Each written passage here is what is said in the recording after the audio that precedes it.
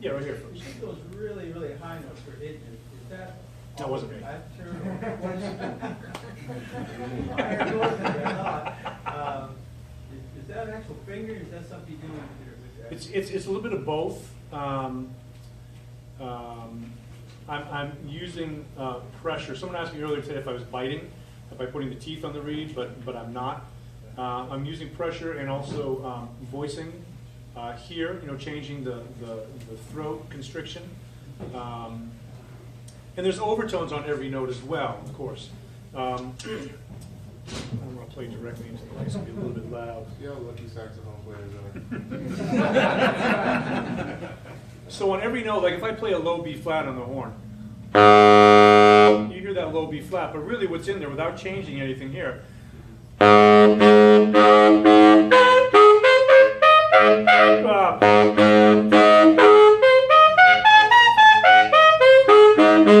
It's all included in that same note, okay? You're becoming a trumpet player then. But basically, yeah, I mean, because trumpet players are...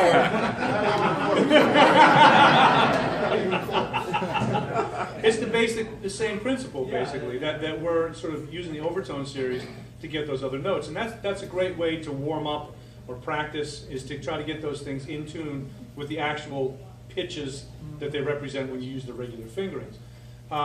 So those notes are in there. So when I'm going for those sort of super high notes, which is sort of an extension of a line that I'm playing, because I almost wanted to, like visually, I'm almost thinking of the sound is coming out of the ground through me, and it just kind of goes up, and it's almost, it just kind of like you kind of watch it and it just goes away. And so that's sort of the visualization that I'm doing of that. And I remember I used to hear that like the way trumpet players would hit a note and they go, like, kind of scoop up through it. And I was always intrigued by those kinds of sounds. And so I'd like to say a lot I'm interested in what the saxophone can't do. And I haven't really found anything yet. And so I try to emulate different sounds that I hear as well. And so that's just one of the sounds that's sort of in what I do. So no, it's not necessarily particular fingerings, but in Altissimo I'm using particular fingerings. Yeah. Good question. Another question? Yeah. On the same lines, do you have your own Altissimo fingerings worked out? Have you worked out like the Rosemary Lang book? I'm not familiar with that book. There's a couple of different fingerings I use. How many people don't know what Altissimo is? How many people don't know? A few of you. Can you actually explain what it is? Well, it's playing above the normal range of the saxophone, which goes up to a high F, and it's playing the next octave up, or even more, like Jefferson. Right. And it's an Italian word, which means actually beautiful sound. Not really. No, actually, it's an Italian word. It means in the highest.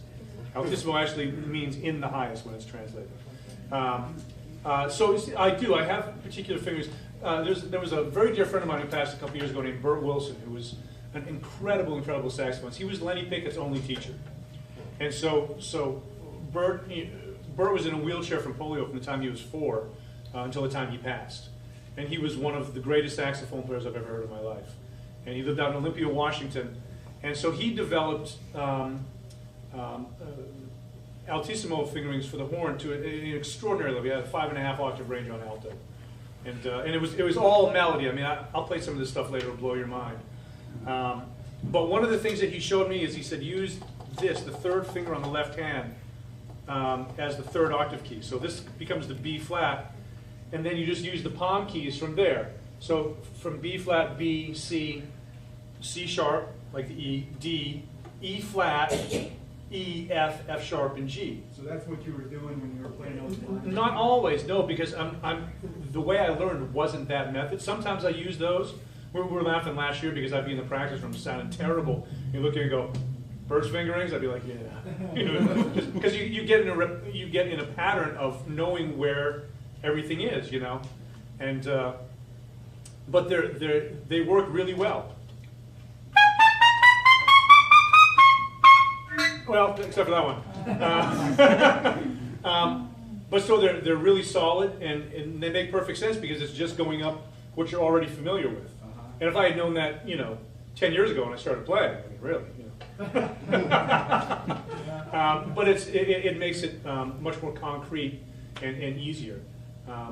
But for especially for young players, I recommend like learn the notes that are on the instrument first, and then start to extend over the top of it. But there are some great books out there, and these fingerings from Bert, I've never found anything that's any better, quite honestly. Yeah. Because Lenny Pickett, he does use his teeth on some of that stuff, right? I'm not sure if he's using his teeth or not. I don't think so. I think he's just got such incredible. He's a freak of nature, man. He's at 7-octave range or something. You know, I mean, nobody's ever played like that. And but you know, Bert was his guy. That's where he learned all that stuff from. And Bert would, you know, he'd play chords on the horn, like these clusters. He's like, oh, it's a D13. Wah, you know, play the chord. I'd just be like, where did you come from? And so I got to spend a few years getting to know him and hearing him and playing with him and hanging out and hearing amazing stories. And but so, you know, I always think of him when we talk about Altissimo in particular. Yeah, he was the guy. What was his name again? Bert Wilson, B-E-R-T, W-I-L-S-O-N.